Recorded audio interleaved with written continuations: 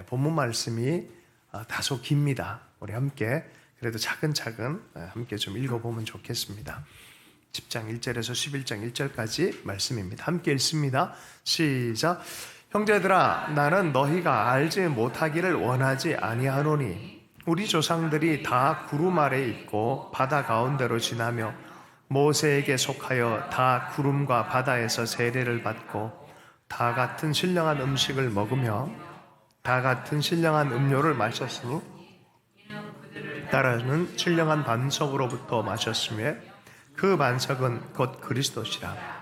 그러나 그들의 다수를 하나님이 기뻐하지 아니하셨으므로 그들이 광야에서 멸망을 받았느니라. 이러한 일은 우리의 본보기가 되어 우리로 하여금 그들이 악을 즐겨한 것 같이 즐겨하는 자가 되지 않게 하려 함이니 그들 가운데 어떤 사람들과 같이 너희는 우상 숭배하는 자가 되지 말라.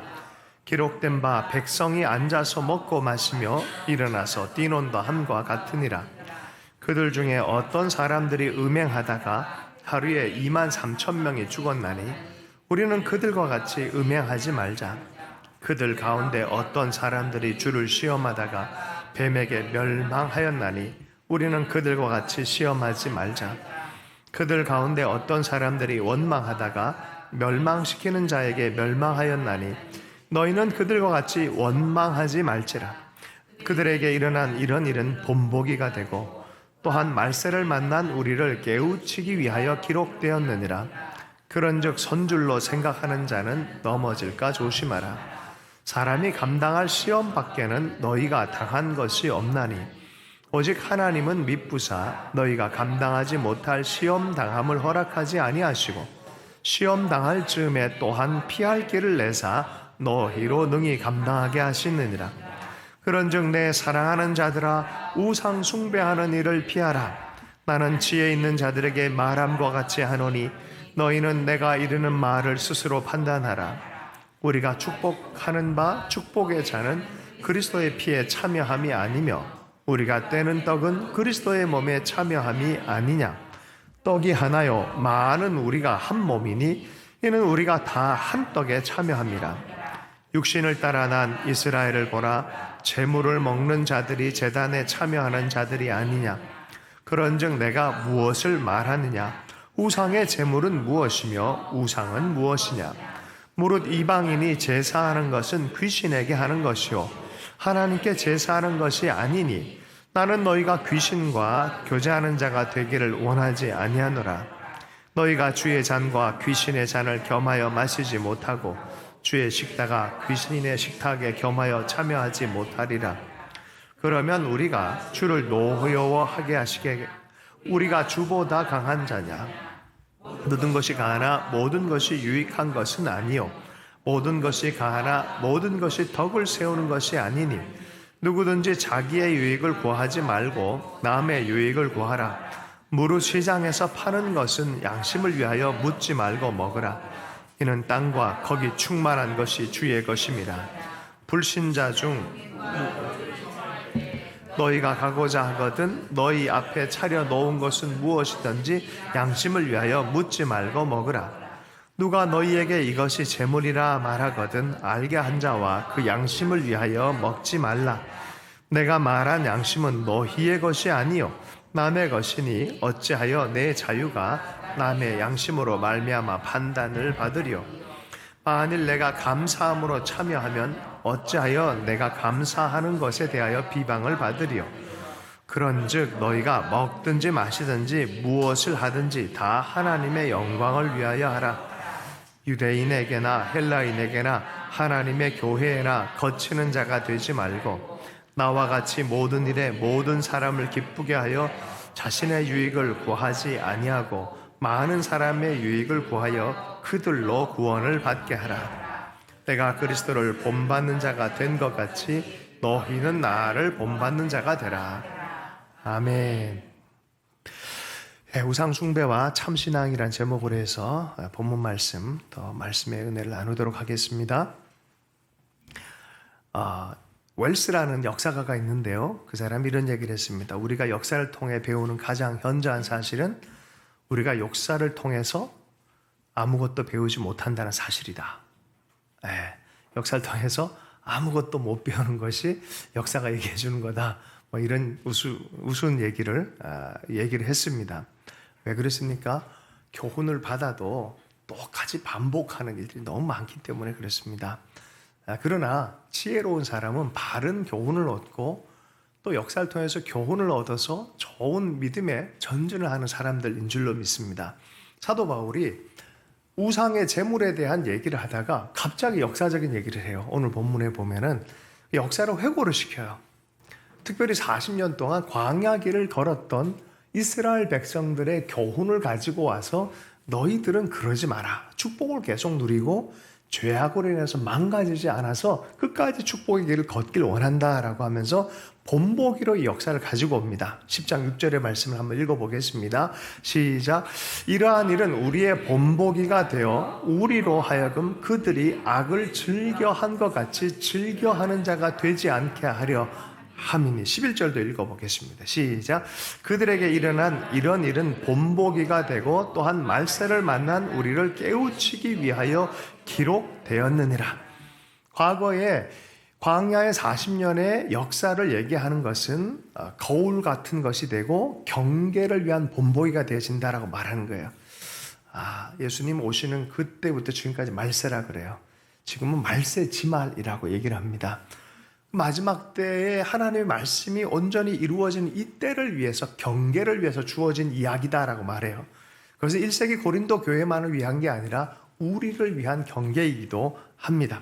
자, 오늘 본문의 말씀에 들어가서 어떤 역사를 통해서 어떻게 얘기를 하고 있는지에 대해서 한번 보도록 하겠습니다. 10장 1절에서 4절까지의 말씀입니다. 함께 읽습니다. 시작.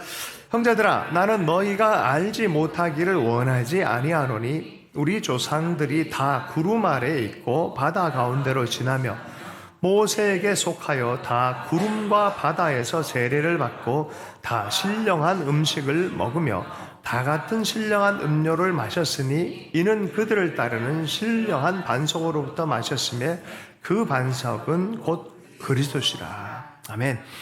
이스라엘 백성들이 광야 40년 동안 하나님의 축복을 받은 것에 대해서 5가지를 얘기를 해요. 자, 형제들아, 너희가 알지 못하기를 내가 원치 아니하노니라고 하면서 이 5가지 축복이 시작이 되어집니다. 첫 번째는 뭡니까? 우리 조상들이 다 구름 아래 있고 라고 표현해요. 구름 아래. 여러분, 광야길을 한번 가보면요, 그 구름이 없으면 너무너무 지칩니다. 하나님이 불기둥과 구름기둥으로 우리를 인도했다고 말합니다. 시편 105편 36절의 말씀에 여호와께서 낮에는 구름을 펴사 덮개를 삼으시고 밤에는 불로 밝히셨으며. 구름이 무슨 뜻입니까? 하나님의 보호를 의미해요. 보호와 인도하심. 하나님의 사람들은요, 광야 같은 삶에도 구름 기둥으로 보호를 받습니다. 두 번째는 바다 가운데로 지나갔고라고 표현해요. 여러분, 인간의 힘으로는 광야길 들어오기 전에 어떤 일이 있었습니까? 홍해가 딱 있어요. 이거는 못 건너는 거예요. 야, 죽었다. 이젠 더 이상 안 되겠다. 그런 곳에서도 어떤 일이 벌어졌습니까? 바다 가운데로 지나가게 했다는 거예요. 할렐루야. 기적의 역사가 일어난 거예요. 때때로요, 우리 힘으로 어쩔 수 없이 돌파할 수 없는 어떤 곳에서 하나님의 이름으로 돌파가 일어나는 그 경험을 40년 동안 경험을 했다는 거예요. 그러니 이 시편 136편 말씀에 보면은 홍해를 가르신 이에게 감사하라. 바로와 그의 군대를 홍해에 엎드리신 이에게 감사하라. 그 인자하심이 영원함이로라 라고 노래하고 있습니다. 왜 감사합니까? 그분이 홍해를 갈라버리기 때문에, 우리로 하여금 광야를 통과하게 하셨기 때문에 그렇다는 거예요. 왜요? 하나님 우리를 사랑하기 때문에, 인자하심이 크시기 때문에 그렇다는 거예요. 세 번째는 모세에게 속하여 세례를 받았다라고 말해요. 여러분, 세례는 연합을 의미해요. 연합을 의미하는 거예요. 모세와 더불어서 이 여정을 같이 가는 것들을 세례라는 표현을 쓰고 있어요. 홍해의 물을 통과한 것을 세례라고 표현하고 있어요. 하나님의 음성을 듣고 말씀을 들은 모세와 연합한 것을 세례라는 표현을 쓰고 있어요. 모세와 연합했기 때문에 출애굽의 기적을 맛보고 모세와 연합하여서 믿음으로 순종했기 때문에 하나님의 말씀을 듣기 시작하는 거예요. 하나님의 백성이 되어지는 거예요. 여러분, 이것이 로마서 6장 3절 말씀에 무릇 그리스도 예수와 합하여 세례를 받은 우리는 그와 그의 죽으심과 합하여 세례를 받은 줄 알지 못하느냐. 여러분, 세례는 그런 의미예요. 우리가 물 세례를 받고 그리스도와 연합한 거예요. 그리스도와 더불어 살기로 결정한 거예요. 아멘이십니까? 그럼 40년 광야 동안에 모세에게 속하여 세례를 받았다라고 표현하는 듯이 우리는 그리스도에게 속하여 세례를 받은 거예요. 그리스도와 더불어 사는 것이죠. 누구와 함께 사느냐가, 함께 가느냐가 매우 중요합니다. 여러분, 우리 자녀들 볼 때 우리 학교 가면 좋은 선생님 만나길 원하잖아요. 여러분, 인생에서 진짜 많은 것들이 있지만 구세주 예수 그리스도를 만나고 그분과 동행하는 것이 가장 귀한 일인 줄로 믿습니다. 정말 그래요. 예수를 구주 삼고 성령과 피로 거듭나니 그분과 함께 살아가는 이게 얼마나 큰 특권인지 몰라요. 이게 창세 전부터 감추어진 계시적 비밀이다라고 말했어요. 이게 우리에게 날려지고 그분과 함께 더불어 세례를 받고 하나님의 백성이 됐다는 사실 자체가 이것이 얼마나 놀라운 축복이냐는 거예요. 자, 네 번째는 신령한 식물을 먹었으며, 어떤 걸 먹었습니까? 매일마다 만나가 떨어져요. 만나. 예. 눈송이 같이 내려요. 예. 먹을 게 없는 광야에서 눈송이가 내려요. 봤더니 이게 뭐냐? 만나의 이름의 뜻은 이게 뭐냐? 예요. 그래서 이게 만후라는 거예요. 이게 뭐냐라는 건데 이게 이름이 됐어요. 이게 뭐냐? 물으면 이게 뭐냐? 이렇게 대답을 해요. 이게 만나예요? 네. 만나를 먹어서 신령한 음식을 먹었다는 거예요. 아니, 어떻게 이룰 수 있을까요? 네. 예수님께서 말씀하시죠. 먹고 사는 떡으로만 살 것이 아니라 주의 말씀으로 말미암아 살 것이다. 그래서 만나는 하나님의 말씀의 대비가 되어져요. 영적으로 하나님의 말씀이 역사가 일어나면 먹고 사는 문제 걱정 안 해도 돼요. 실은요, 하나님의 말씀과 성령의 역사가 우리 마음을 터치하기 시작하면 진짜 걱정 안 해도 돼요. 젊었을 때는 제가 되게 걱정했거든요. 근데 나이가 들면 들수록 뭐가 걱정이 되냐면 말씀이 안 읽혀지는 게 걱정이 되어지고 감동이 없는 게 걱정이 되어지고 예배할 때 임재가 없는 게 걱정이 되어져요. 임재가 나타나고 말씀이 떨어지기 시작하고 감동이 걱정 안 해도 돼요. 어떤 사안을 딱 두고 무릎 꿇고 기도할 때 말씀이 떨어지고 임재가 괜찮아요. 그거는 할렐루야. 여러분, 이건 경험해야 돼요. 광야 안에서 신령한 말씀 만나로 또 먹임을 당하고 말씀으로 살았다라고 말합니다. 그리고 다섯 번째 10장 4절 말씀을 읽어보겠습니다. 시작. 다 같은 신령한 음성을 위하여 신령한 반석으로부터 마셨으며 그 반석은 곧 그리스도다. 신령한 식물을 먹을 뿐만 아니라 신령한 음료를 마셨다라고 말합니다. 실은요, 백성들의 불평이 많이 했어요. 목마르다 그러고 아이고 죽게 생겼다 그러니까 모세가 열받았거든요. 이 백성이 왜 이럽니까? 그랬더니 하나님이 막대기를 갖고 반석을 치라.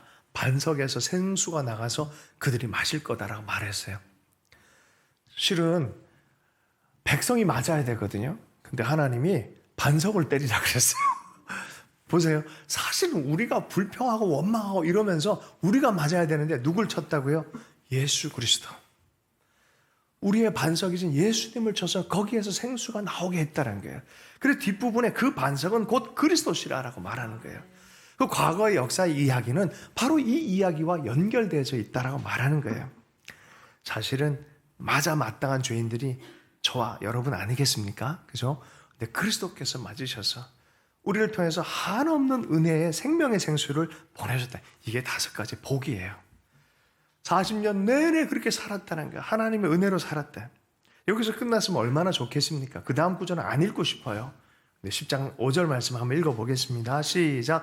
그러나 그들의 다수를 하나님이 기뻐하지 아니하셨으므로 그들이 광야에서 멸망을 받았는 이런 놀라운 축복을 맛보고도 그러나 멸망받는 사람이 있다라고 말하는 거예요.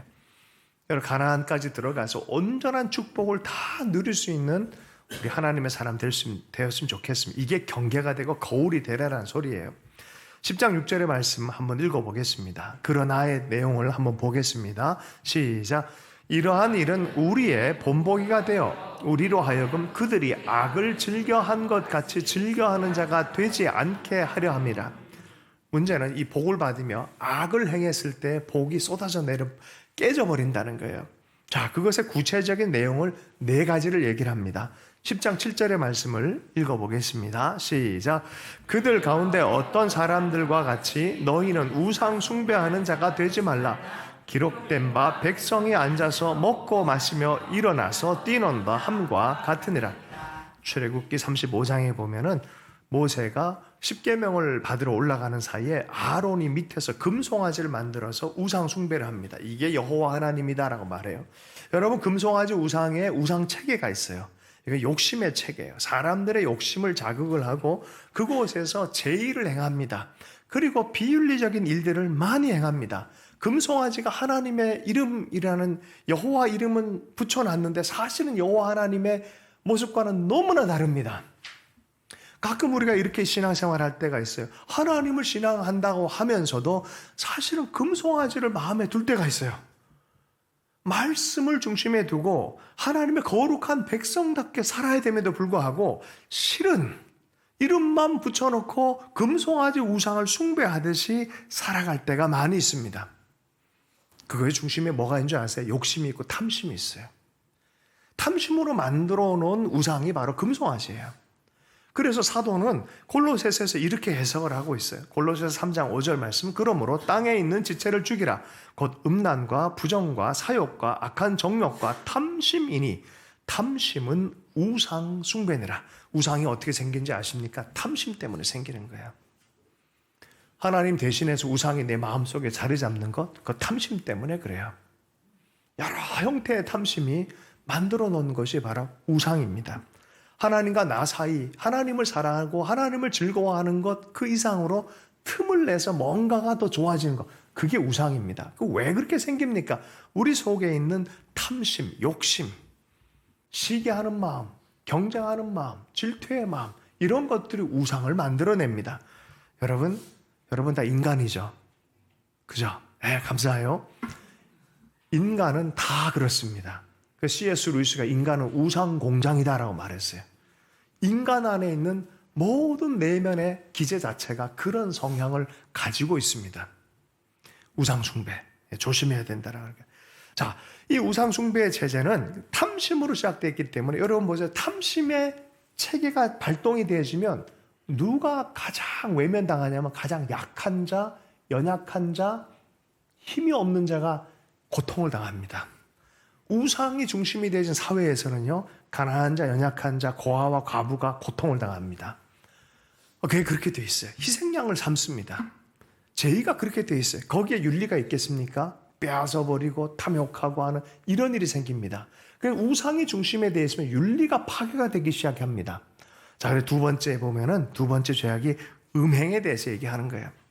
민수기 25장 1절의 말씀에 보면 이스라엘이 시딤에 머물 때 그 백성이 모압 여자들과 음행하기 시작하니라. 밑에 보면요, 바알 숭배하는 것을 여자들이 이스라엘 사람 초대를 해요.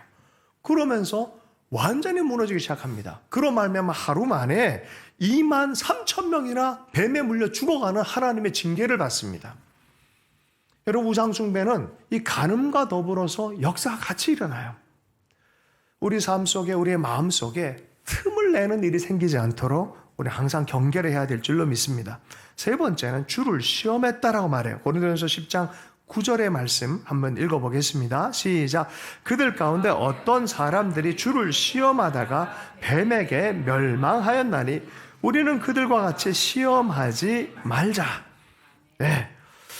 어떤 시험입니까? 한참 살다가 기적도 일어나고 역사가 일어나고 와 이게 만나네가 먹다가 만나 기쁨으로 감사함으로 받을 때가 언제 그랬냐는 싶게 이게 뭐야 박한 음식을 먹네. 내가 이집트에 있을 땐 좀 더 맛있는 거 먹었는데 이게 뭐야 불평을 하셔요. 나한테 좀 더 주지. 하나님 왜 안 주시냐, 왜 이거밖에 안 주냐라고 말하는 것 자체가, 자족하지 못하고 감사하지 못하는 것 자체가 하나님을 시험하는 것이다라고 성경은 얘기를 하고 있습니다. 우리는 그들과 같이 시험하지 말자라고 분명히 얘기를 합니다. 시편 78편의 이 이야기를 그대로 얘기를 해요. 17절 18절에 그들은 계속해서 하나님께 범죄하여 메마른 땅에서 지존자를 배반하였도다.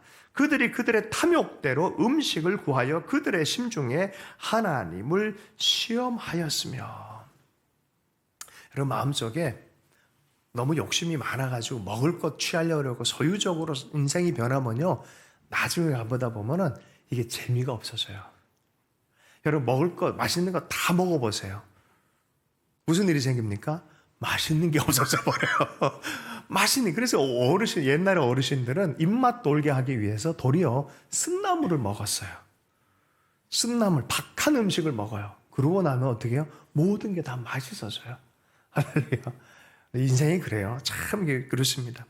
자꾸 만족할 줄 모르고 자족할 줄 모르고 탐욕대로 음식을 구하여서 그들 심중에 하나님을 시험하였다라고 성경이 얘기합니다. 네 번째 범죄는 원망입니다. 고린도전서 10장 10절의 말씀을 함께 읽어보겠습니다. 시작.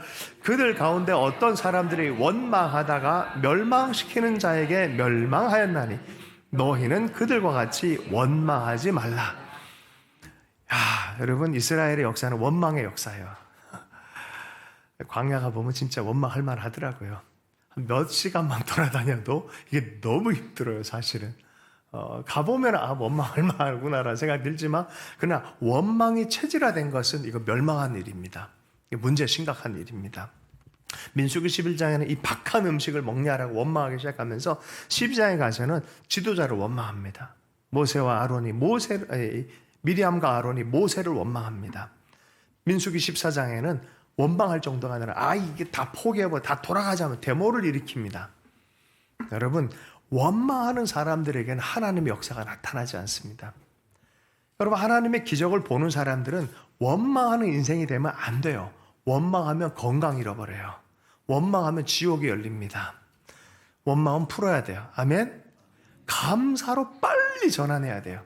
원동면 박사라고 과학자이면서 교육학자가 있는데, 이분이 왜 사람들은 교육으로 변하지 않는지를 연구하다가 이 부분에 문제가 있구나라고 5가지 카테고리 장애물을 발견했어요. 심력, 지력, 체력, 자기관리, 인간관계, 이 5가지 영역에서 기본적 역량을 키워놔야 된다는 걸 이해를 한 거예요. 문제는 이 심력 자체, 이 강건한 믿음이 없다 보니까 그냥 늘 약해. 그러면 그 수준으로 산다는 거야. 평생 그 수준으로 아무리 좋은 거 가르쳐줘도 그 수준으로 산다는 거야. 두 번째는 지력, 생각의 체계. 체계 자체가 보면 무조건 원망이야. 그러면 그 수준으로 산다는, 아무리 좋은 거 옆에서 가르쳐주고 많은 걸 내줘도 그 수준으로 산다는 거예요. 문제는 이 부분을 놓고 정말 자기 자신의 마음과 지성적 체계를 정말 하나님이 쓰실 만한 것이 되도록 시간을 들이고 집중할 줄 알아야 된다는 거예요. 원망의 역사는 절대 기적이 일어나지 않습니다. 감사할 수 있는 사람 될 수 있게 축복합니다. 이게 왜 그러냐면 실패가 학습돼서 그래요. 마음속에 나는 왜 사랑 안 해줘? 이런 마음. 왜 나는 안 줘? 라는 그런 마음. 나는 안 돼? 라는 마음. 이게 패배가 학습되면요, 원망이 나와요. 성경은 그거를 지지하지 않아요. 그렇게 사는 건 믿음의 삶이 아니다라는 거예요. 자, 역사에서 교훈을 얻어야 돼요. 그죠? 그리고 현실을 보고. 자, 내 삶에 맞닥뜨려진 현실에서 나는 과연 축복의 길을 갈 수 있겠느냐? 여러분, 정직하게 생각해 보세요. 우리는 정말 이렇게 정직하게 나는 정말 하나님 주시는 축복의 그 길로 갈 수 있겠느냐? 넘어지지 않고 갈 수 있겠느냐? 여러분, 어떻게 해요?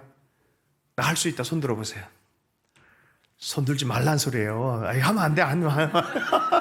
자, 고린도전서 10장 12절 말씀 한번 읽어보겠습니다. 시작. 그런즉 선줄로 생각하는 자는 넘어질까 조심하라. 조심해라. 잘 이기는 방법, 축복의 길을 잘 걸어가는 방법, 항상 깨어서 경계해야 된다는 거예요. 여기 나 40일 금식해. 아니요. 40일 금식해도 그 다음날 넘어질 수 있어요. 할렐루야. 나는 상황이 이래. 내 주변에 다 건강한 사람이 있어. 그래도 넘어질 수 있어요. 나는 믿음 있는 장로고 나는 믿음 있는 목사야. 나는 훌륭한 목사. 아니, 그래도 넘어질 수 있어요. 수많은 위대한 종들이 넘어지는 걸 많이 봤어요. 물어봐요. 당신은 왜 넘어졌습니까? 내가 그럴 줄을 몰랐대요. 여러분, 자기를 믿으면 안 돼요. 절대 믿으면 안 돼요. 그럼 어떻게 해요? 선줄로 생각하는 자는 넘어질까 조심하라. 어떻게? 조심해야 되는 거예요. 늘 경건하게 조심해야 돼요. 옆 사람에게 늘 조심하십시다. 네, 늘 조심하십시다. 이게 교훈입니다. 두 가지의 교훈이 있습니다. 첫 번째는요, 시험을 조심해라. 엘리야도 850대 1로 이겼잖아요. 갈멜산에서는.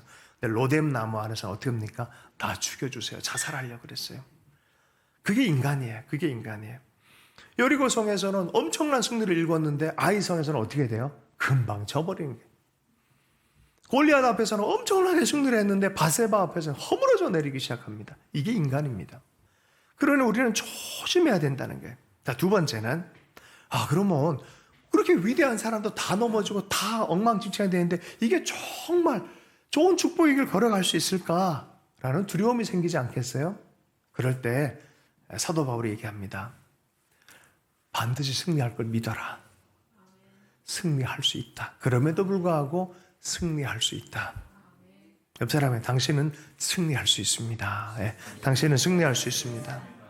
히브리서 11장 29절 30절 말씀을 함께 읽어보겠습니다. 11장 29절 30절 말씀입니다. 시작.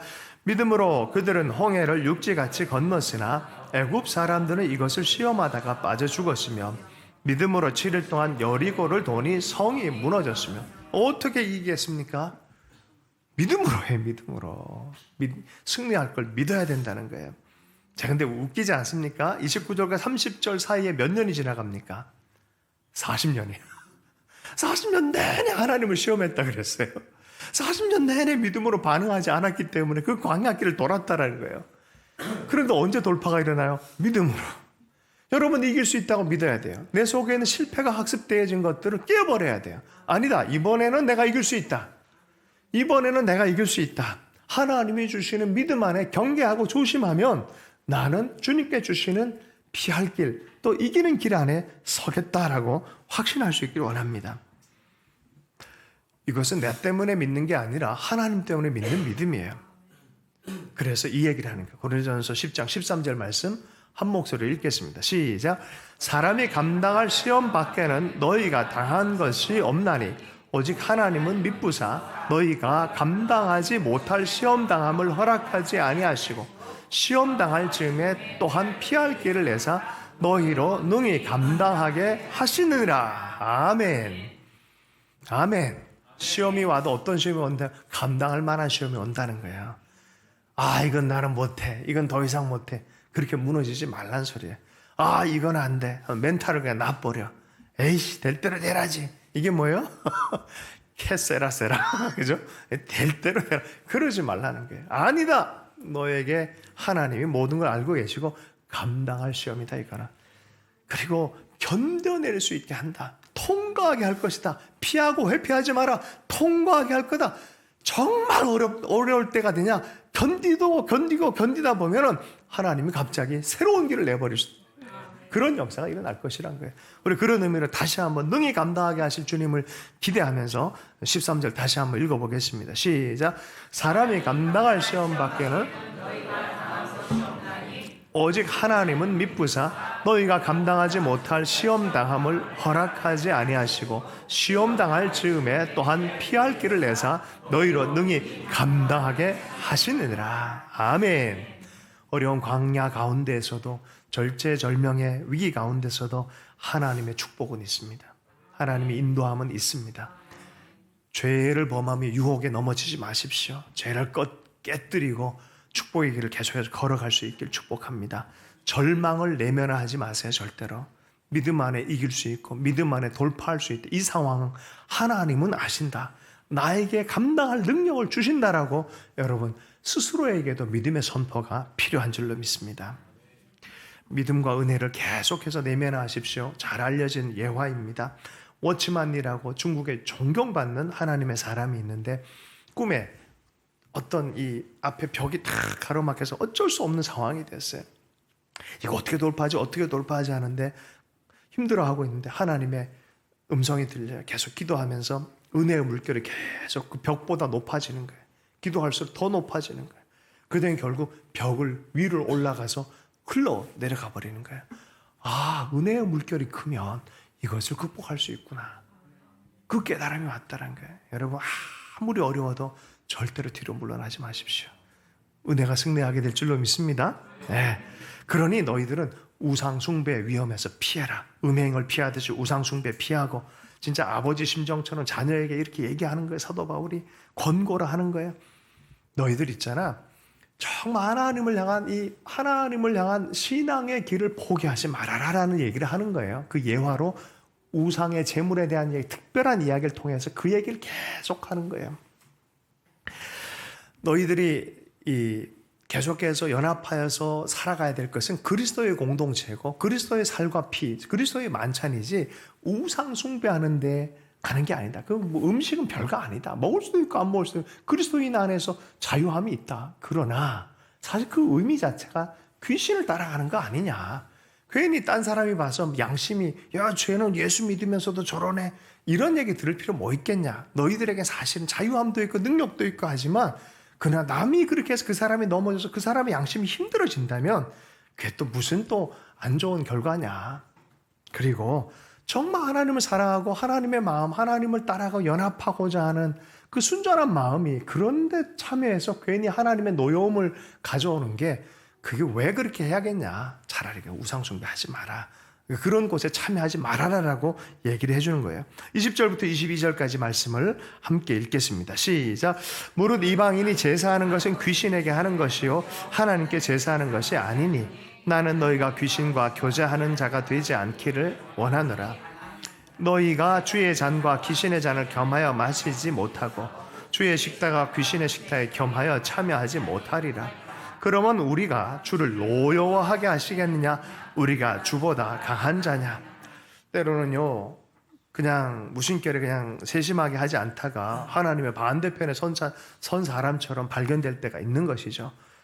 사실 중심은 아니지만 약한 형제들이 볼 때는 그것이 굉장히 양심에 힘듦이 있다는 거예요. 그러니까 약한 형제를 위해서 아예 고기를 먹지도 말고 아예 그런 곳에 가지도 말고, 먹고 마시는 것 자체가 목적이 있는데 나를 위해 먹고 마시는 게 아니라 저 형제들을 위해서 먹고 마시고 하나님의 영광을 위해서 먹고 마시는 이 영적 원리를 온전히 끝까지 가져가라라고 말하고 있어요. 23절 24절 말씀을 함께 읽습니다. 시작.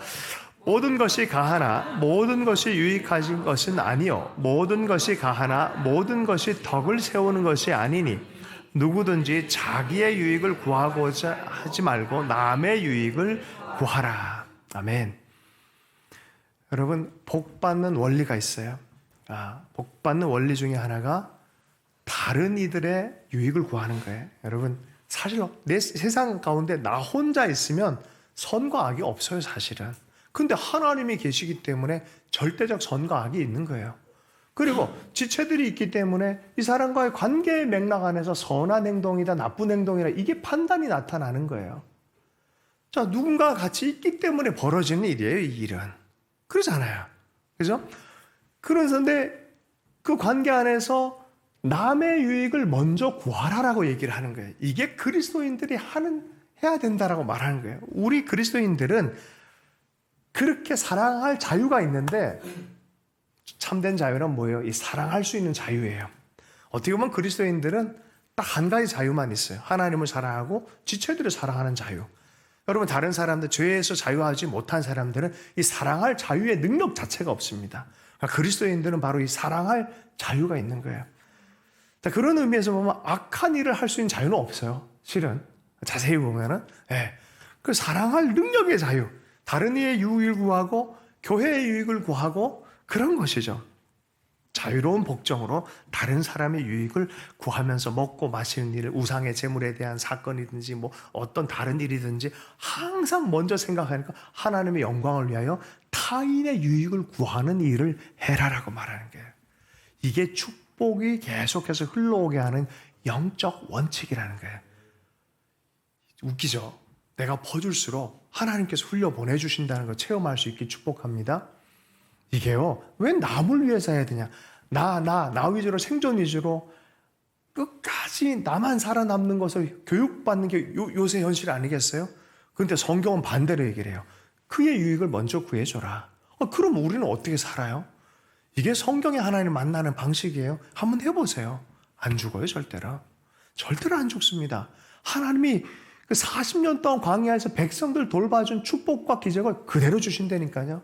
왜요? 그것을 하나님의 이름으로 행하기 때문에 그렇습니다. 그리스도인의 교회는 마땅히 이 원칙들을 따라가야 될 줄로 믿습니다.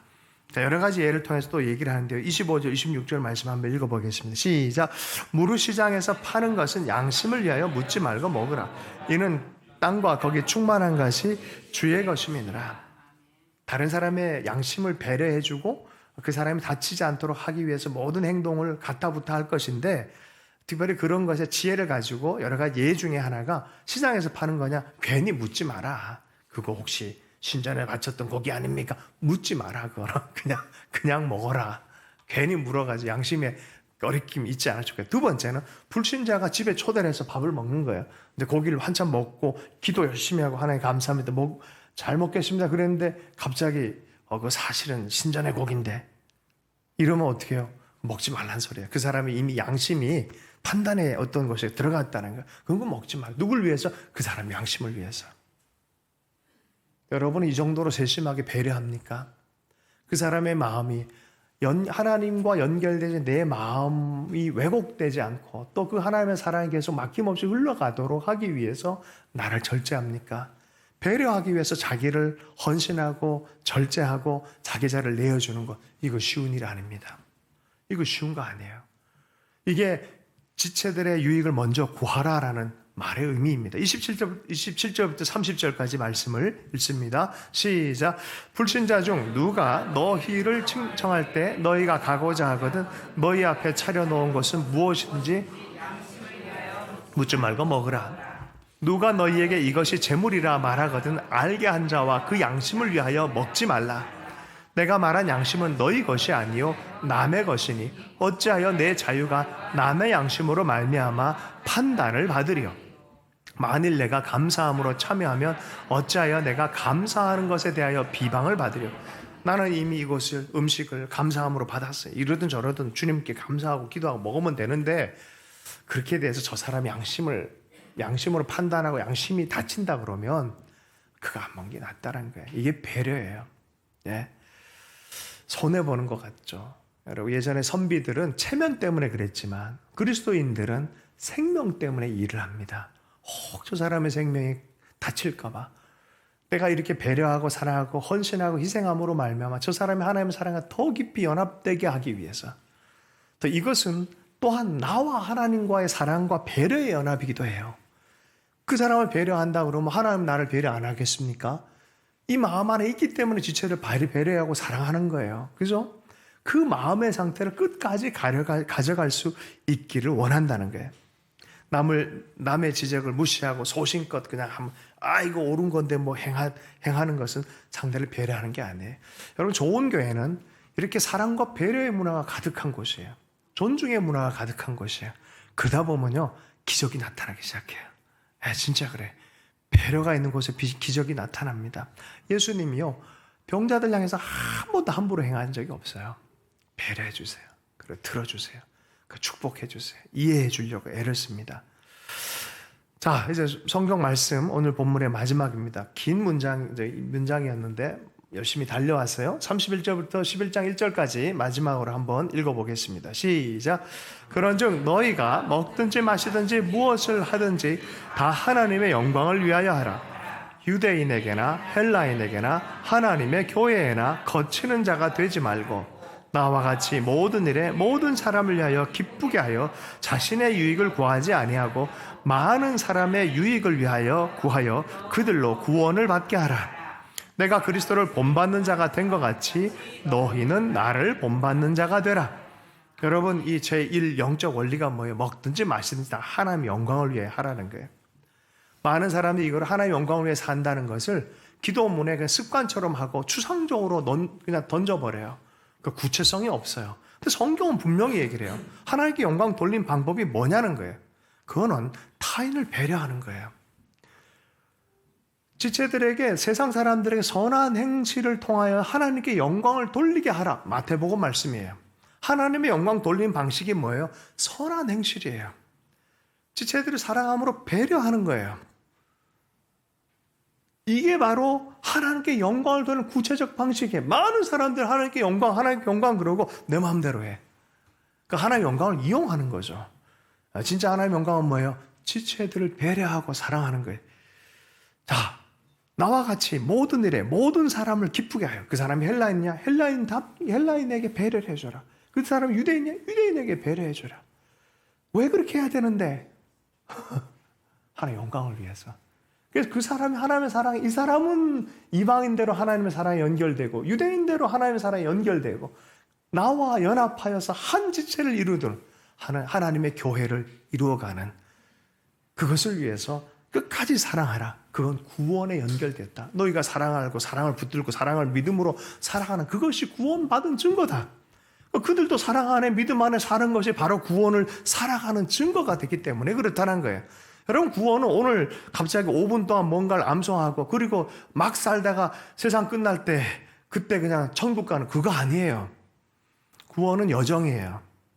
오늘 우리가 사랑 안에 믿음 안에 살아가는 여정이에요. 오늘 내가 그렇게 살아가는 거예요. 할렐루야. 네, 그리스도와 함께 살아가는 거예요. 그래서 사도 바울이 얘기하면 내가 그리스도를 본받는 자 된 것 같이 너희는 나를 본받는 자가 되라. 그리스도처럼 살고 나도 그리스도처럼 살고 있다라고 말한 거예요. 주님께서 어떻게 사셨습니까? 마가복음 10장 45절의 말씀에 인자가 온 것은 섬김을 받으려 함이 아니라 도리어 섬기려 하고 자기 목숨을 많은 사람의 대속물로 주려 함이라. 대신 자기를 다 비워내는 거야. 다 비워내서 우리를 앉혀주는 거야. 우리를 그의 자리에 앉혀주는 것이죠. 베들레헴에 가면 라면 파는 데가 있어요. 한국인이 라면을 팔아요. 라면 이름이 베들라면이에요. 화요일만 되면 공짜로 줘요. 거긴 몇만 원 하던데 라면이. 여기는 한 4,000원. 원가가 4,000원이래요. 거기는. 아이들 오면 라면에다가 계란 넣겠냐 물어보고 다 먹고 나면 비빔밥도 이렇게 해줘요. 공짜예요. 선교사님이 미쳤어요. 왜? 그들을 배려하기 위해서.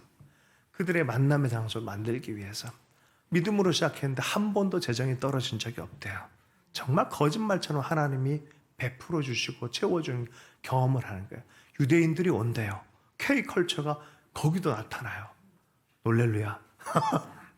한국인 목사님과 사진 막 찍으려고 그래요. 참 신기해요. 신기해요. 별일이 다 있는 것 같아요, 요새. 자, 유대인들 위해서 코셔 라면을 만들어요. 이 사람들은 그릇까지도 함부로 안 써요. 그 사람들이 따로 사는 배려를 해주는 거예요. 그 사람들이 오면은. 그럼 무파마 라면을 끓여줘요. 동물성이 없는 거. 무파마 끓여주고. 얼마나 세심하고, 얼마나 생각까지 하면서 배려를 잘해줘. 야, 진짜 이 사람 사랑하는구나. 이거 사역 열매 맺겠다. 이런 마음이 들어요. 여러분, 우리가 그렇게 살아갈 때는요, 하나님이 삶의 열매를 반드시 주시게 돼 있다니까요. 내 삶을 한번 점검해 봤으면 좋겠어요. 예수님께서 빌립보서 3장에서 내가 그리스도와 그 부활의 권능에 그 권한에 참여함을 알고자 하여 그의 죽으심을 본받아 어떻게 해서든지 죽은 자 가운데서 부활에 이르려 하노니 하면서 주님의 마음을 품자 하면서 주님이 자기를 다 비워내신 것. 누굴 위해서 비워내세요? 우리를 위해서. 한번 비워내는 걸 연습해 보세요. 쉽지 않잖아요. 자존심도 비워내고 내 욕심도 비워내고 그러면서 하나님이 내 중심에 있고 지체들이 내 속에 기쁨을 누릴 수 있도록. 어떻게 보면 이게요, 힘들어요. 배려하고 사랑한다는 거는 사실은 되게 힘든 일이에요. 조개가 모래를 칵 품고 있을 때 아프잖아요. 아픈 거예요, 실은. 그래서 사랑은 오래 참고 사랑은 온유하고 이게 쉬운 게 아니에요. 그러나 이게 진주가 된다니까요. 그 길을 가기로 결정한 사람, 포기하지 않기로 그 길을 살아가는 사람들에게는 하나님이 약속한 이 축복이 나타나기 시작한다는 거예요. 이 길 외에는 없어요. 여러분, 그리스도인이란 것은 명확한 길이 있어요. 그냥 대충 살고 주일날 가서 예배드리고 그리스도인일까 아닐까 잘 모르겠어요. 우리는 그리스도인의 길을 걸어갈 수 있기를 원합니다. 그리스도인으로 예수님처럼 바울처럼 자기를 비워내서 그리스도의 고난, 그래서 고난이라 표현하잖아요. 사랑할 때 쓰는 단어가 하나 있어요. 볼너너블이라는 단어를 써요. 깨지기 쉬운 상태를 각오하는 거예요.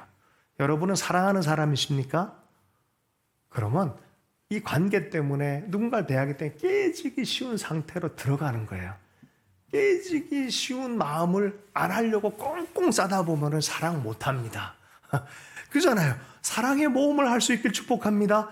나 깨지는 것, 아파하는 것, 그게 당연한 거다라고 생각하는 거야. 그리고 품어낼 수 있는 주님의 사람이 되기를 원합니다. 여기에 오늘의 기름 부음이 있어요. 역사로만 끝나지 않고 오늘 그 역사가 내 현장이 되어지는 길이 바로 여기에 있습니다. 오늘의 기름 부음 바로 그러한 결단의 사람들에게 주시는 줄로 믿습니다. 제가 예루살렘 얘기 하나만 하고 말씀 마무리하겠습니다. 예수님께서 내게 기름을 부으셨으니 하는, 그리고 하나님이 희년을 선포하고 가난한 자에게 복음을 전하는 그 교회 장소가, 회당 장소가 복원이 되어졌어요. 거기를 방문했네요. 제가 그 말씀을 읽고 싶었어요. 그 노래도 같이 불렀어요. 하나님, 정말 젊은 세대에게 부흥이 일어나길 원합니다. 작년도부터 계속 부흥이 일어나길 원한다는 마음을 너무 강하게 해주셨어요. 그 기도를 하고 돌아올 때쯤에 세상에나 부흥이 일어났다는 얘기를 들었어요. 한국이었으면 얼마나 좋겠습니까? 미국의 에즈베르 대학이라고 감리교 대학에서 부흥이 터졌어요. 지금도 10일째 24시간 끊임없이 예배하고 기도하고 하나님의 얼굴을 구하는 일 지금도 일어나고 10여일 내내 멈추지를 않고 계속 예배가 일어나고 있어요. 지금도 라이브로, 요새는 뭐 유튜브 라이브가 잘 되니까 할렐루야. 이 사람들이 어떤 일이 벌어진지 아십니까? 회개가 일어나요. 마음속에 있었던 거 다 내려놓고 하나님 앞에 이 축복의 원래 자리 안에 돌아가서 죄악이 다 사라지고 새롭게 되죠. 리셋되어져서 하나님의 능력과 은혜 안에 달려가기를 원하고 있는 거예요. 제가 닭이 울다라는 교회를 마지막으로 들르고 이제 한국에 왔는데요. 닭이 울다, 여러분 어떤 느낌이 들어요? 베드로를 기념하는 교회예요. 베드로가 배신 3번 했을 때 닭이 울었잖아요. 가보면 베드로의 배신한 장면만 쫙 있어요. 제 이름이 피터, 베드로잖아요. 그래서 되게 2번 찔렸어요, 제가. 그런데 어디서 감동을 받았냐면 바로 거기 가야바 대제사장의 집인데, 가야바 대제사장의 집에는 감옥이 있어요. 거기서 은혜를 너무 많이 받았어요. 예수님이 그 토굴 같은데 내려가시는 거예요. 잡혀서 밧줄로 해서 쭉 내려가 있는 거예요. 그곳에서 하루를 버티고 계셨다는 게 정말 낮아지셨구나. 그리고 베드로를 향해서 그렇게 배신하고 눈빛을 그대로 보면서도 배신했거든요. 나 저 사람 모릅니다가 아니라 저 인간 모릅니다라고 얘기했어요. 실제로. 그 베드로를 향해서 내가 너를 위해서 기도했으니. 여러분을 괴롭히고 힘들게 하고 배신하는 사람 앞에서 그를 위해서 기도해 본 적 있습니까? 이거 영적 큰 승리입니다. 마음이 힘들게 하고 긁어놓는 사람을 두고 기도해 본 적 있습니까? 미운 마음이 아니라 그 마음 안에 이를 위해서 기도했으니 사랑을 끈을 놓지 않고 가본 적 있습니까? 그렇게 할 수 있길 축복합니다. 대부분 못해요. 그런데 주님이 그렇게 하셨고 사도 바울도 그 길을 걸어가려고 그러고 우리에게 그 길이 맞다라는 거예요. 그 길이 맞다. 쟤는 더 이상 내가 용서는 하지만 얼굴을 안 보겠다. 여러분 손을 뻗어서 사랑의 인사인데 제가 더 싼 깔 수 있어요. 그것까지도 여러분 감안하셔야 돼요. 그러나 우리는 이 길을 포기할 수 없어요. 왜냐하면 그게 축복의 길이니까. 그것이 내 인생 부흥의 길이고 내 가족의 부흥의 길이기 때문에, 이 민족의 부흥의 길이기 때문에 그래요. 정말 그래요. 여러분 성경 말씀 그대로 한번 살아보십시다. 우리의 삶의 부흥을 꿈꾸기를 원합니다. 예수님이 비전을 가진 게 있어요. 첫 번째가 십자가 비전이었어요. 십자가로 사람들 용서하는 것. 두 번째가 그 예수를 믿는 믿음의 공동체, 사랑하는 공동체, 교회였어요. 교회. 우린 그런 교회를 만들어가서 좋겠어요. 세 번째는 성령이 오셔서 그 교회를 통하여 이 복음의 말씀을 온 세계 가운데 전하는 이것이 예수 그리스도의 비전이었습니다. 부흥의 비전이었어요. 우리 부흥을 꿈꾸는 참된 신앙의 사람이 되어 좋겠습니다. 주신 말씀 붙들고 잠시 기도하십시다. 우리 기도하겠습니다. 그렇게 기도하십시다. 하나 우상 숭배적인 인생에서 주님을 섬기는 참된 부흥의 제자도의 인생이 되기를 원합니다. 그렇게 함께 기도하십시다. 하나님 아버지, 우리 속에 있는 우상성들, 우리 속에 있는 넘어질 만한 유혹의 죄악들 하나님 밝히 드러내 주셔서 하나님 회개하게 하시고 새로워지게 하시고 우리가 하나님 앞에 그리스도인으로 바르게 설 수 있도록 은혜 베풀어 주시길 원합니다. 참 신앙의 길을 보여주시고 하나님 드러내 주셨는데 예수에서 그 길을 걸어갈 때 참된 하나님의 축복, 원만한 축복, 가나안의 축복 온전히 누리게 하여 주시고 아버지 하나님 중간에 멸망하는 자가 되지 않도록 은혜 베풀어 주시기를 간절히 기도합니다. 하나님 아버지 축복뿐만이 아니라 이 세대를 살려가는 주님의 꿈을 같이 꾸는 비전의 사람 될 수 있도록 역사해 주시고 하나님 부흥이 일어날 수 있도록 우리를 사용해 주시기를 간절히 기도합니다. 모두가 주님께 의탁합니다. 살아계신 예수님 축복하며 기도했습니다.